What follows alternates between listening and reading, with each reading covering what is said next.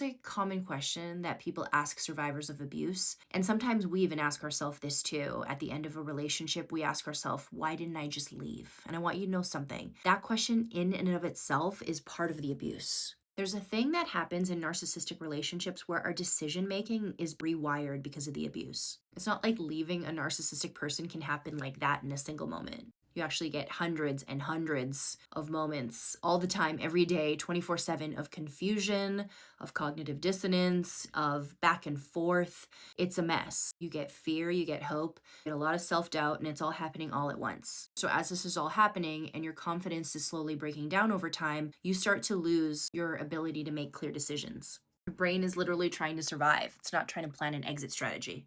After the fact, it feels like a no brainer to just leave this person that's doing this to you. But because we don't have the ability to make that decision and we don't have all the right answers, we have deep, deep shame because we didn't leave. Shame is not something that you earn over time, it's something that has been learned. And it's because the abuser has trained you into believing that everything you do is your fault. Actually, even everything they do is your fault. They've actually trained you to blame yourself for absolutely every little thing.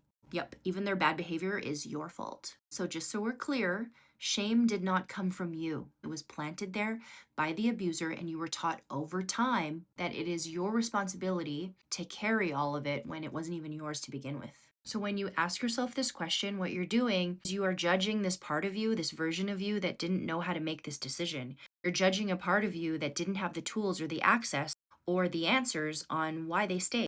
The question, why didn't I just leave? It looks backwards. If you want to look forwards into your healing, you want to ask questions like, what do I need to do now? When you ask yourself a question like that, it keeps you stuck in the past. So, how do we get unstuck? One word: compassion. You survived. You're out of the relationship. You adapted.